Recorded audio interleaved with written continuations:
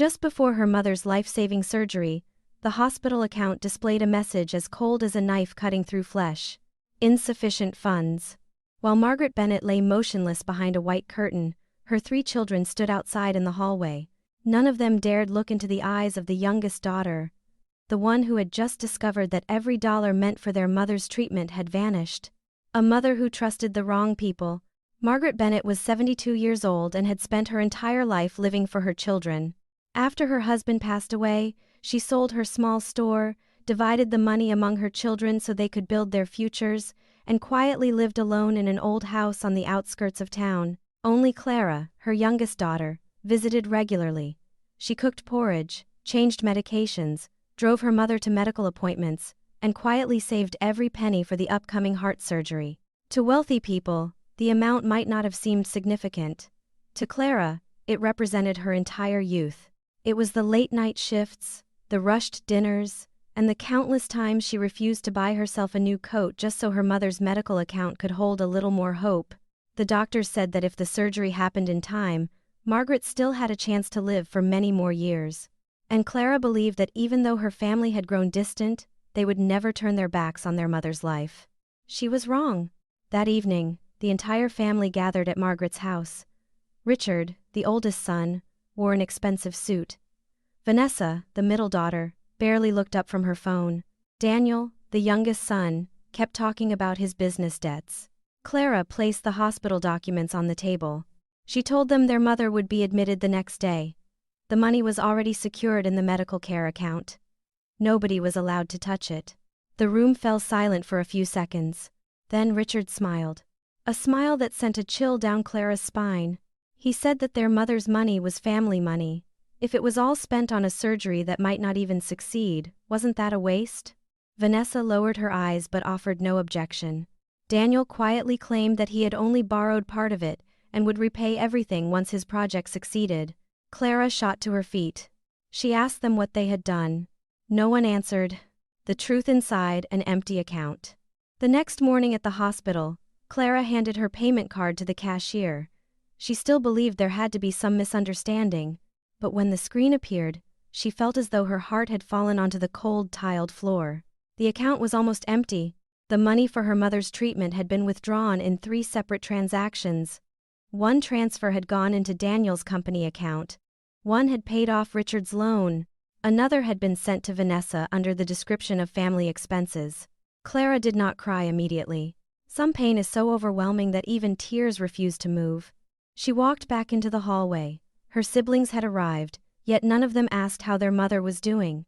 Instead, they asked the doctor whether the surgery could be postponed. At that moment, Clara understood that to them, their mother's life was nothing more than a number on paper. The mother heard everything. Behind the white curtain, Margaret was awake. She heard every word. She heard her oldest son say that their mother was already old.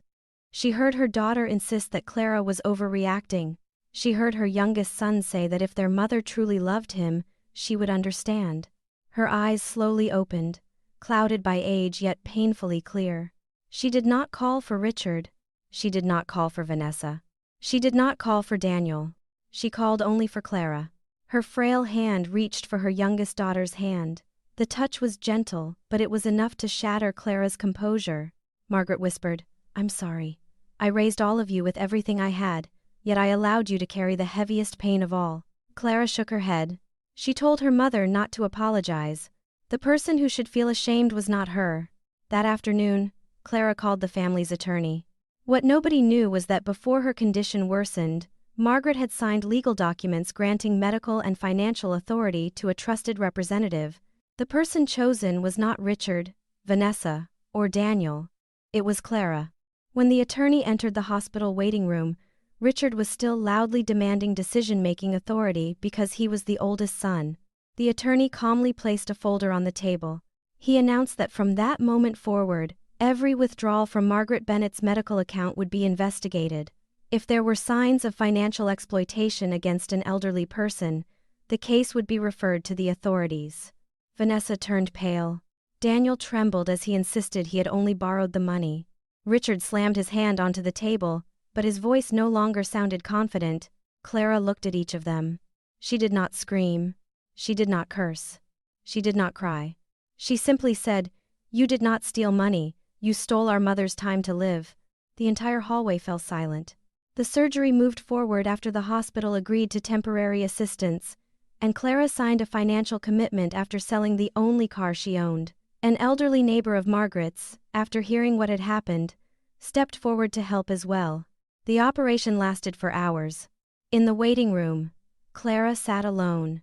None of her siblings dared approach her. Just before dawn, the doctor finally emerged. Margaret Bennett had survived the critical stage. Clara burst into tears, not because she was weak, but because after all the betrayal, her mother still had another chance to open her eyes. Several weeks later, Margaret slowly recovered. She asked her attorney to revise her will. The entire house, the remaining savings, and the authority to make end-of-life care decisions were left to Clara. The other 3 children received only a letter. In that letter, Margaret wrote, "I did not take my love away from you. You walked away from that love yourselves on the day you chose money over your mother's life." Many people believe family drama begins when money, inheritance, or hidden secrets come to light.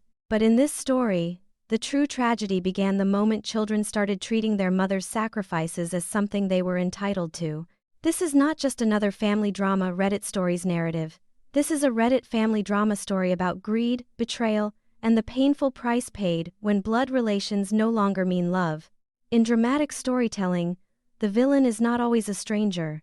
Sometimes they sit at your dinner table, call themselves family, and take away what matters most when you are at your weakest. But Clara proved something important. Good people can be hurt, but that does not mean they will remain silent forever. And a mother, even near the end of her journey, still has the right to decide who deserves to stand beside her. If this story moved you, leave a comment and do not forget to subscribe for more emotional family stories filled with powerful lessons about love, greed, betrayal, and justice.